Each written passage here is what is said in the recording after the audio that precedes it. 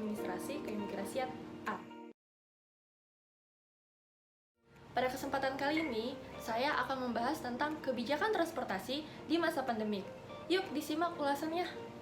Pada masa COVID-19 ini, turut menjadikan sektor transportasi terkena imbasnya, yang dimana pada data Kementerian Perhubungan menunjukkan adanya penurunan penggunaan moda transportasi. Bahkan, arus mobilitas yang terpantau pun mengalami penurunan yang sangat drastis. Nah, kondisi seperti ini sangat membutuhkan perhatian yang serius dari pemerintah. Maka perlu adanya dukungan dan kebijakan dari pemerintah dalam rangka menyelamatkan sektor transportasi supaya tidak ada satupun perusahaan transportasi yang gulung tikar selama atau setelah pandemi berakhir. Mengapa demikian?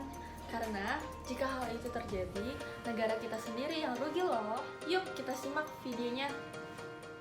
Sektor transportasi paling terdepan terhempas COVID-19. Duo PSBB dan larangan mudik dipahami sebagai langkah memutus penyebaran virus. Guna menekan kerugian terlalu dalam, percepatan alih fungsi angkutan penumpang menjadi angkutan barang bisa menahan kerugian.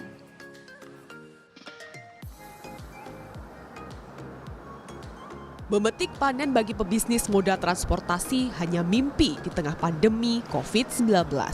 Pembatasan sosial berskala besar disusul oleh larangan mudik mutlak memukul sumber pendapatan. Industri penerbangan misalnya kehilangan rata-rata potensi pendapatan hingga 70%. Kemudian okupansi kereta PT KAI hanya tersisa 10 hingga 16% selama pertengahan Maret hingga April 2020. Secara umum, organisasi angkutan darat menghitung ada potensi kerugian hingga 11 triliun rupiah jika seluruh moda transportasi darat berhenti beroperasi dalam 1 bulan. Nah, dari video berita tersebut, bahwasannya perlu adanya masukan buat pemerintah serta kebijakan yang harus segera mereka ambil guna untuk kebutuhan pelayanan transportasi yang merupakan salah satu hak dasar setiap warga negara yang harus dipenuhi oleh pemerintah. Seperti yang kita ketahui, di mana mereka hendak berpergian keluar masuk ke tempat tujuan yang mereka tuju. Karena kebutuhan pelayanan transportasi itu terus meningkat secara kualitas dan kuantitas dari waktu ke waktu.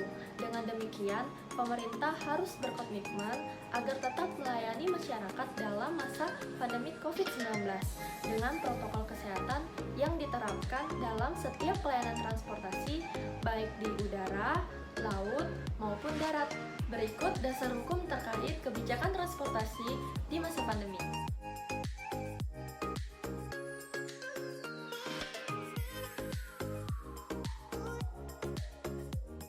Nah, dan yang ini penjelasan tentang analisis SWOT dari kebijakan transportasi di masa pandemi.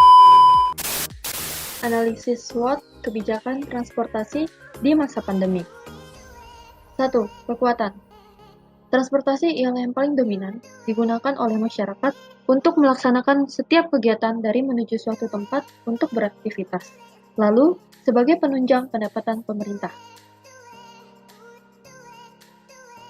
2. Kelemahan. Disiplin pengendara, penumpang, maupun pejalan kaki masih kurang di masa pandemi. Lalu, kurang terjaminnya kebutuhan akan rasa aman, kebutuhan akan tepat waktu, serta cara mengemudikan kendaraan yang sembarangan dan membahayakan keselamatan di masa pandemi. 3. Peluang.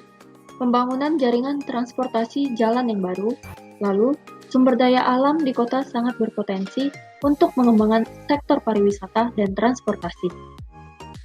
4. Ancaman. Banyaknya pelanggaran lalu lintas, kurangnya kepercayaan masyarakat untuk bertransportasi, menurunnya pendapatan pemerintah, dan migrasi penduduk dari ke kota di tengah pandemi. 5. Kebijakan transportasi yang diterapkan pemerintah.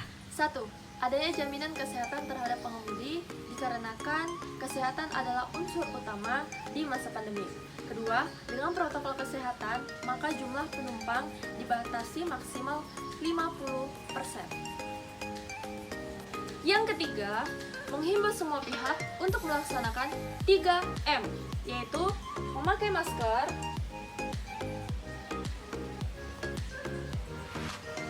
mencuci tangan, dan menjaga jarak.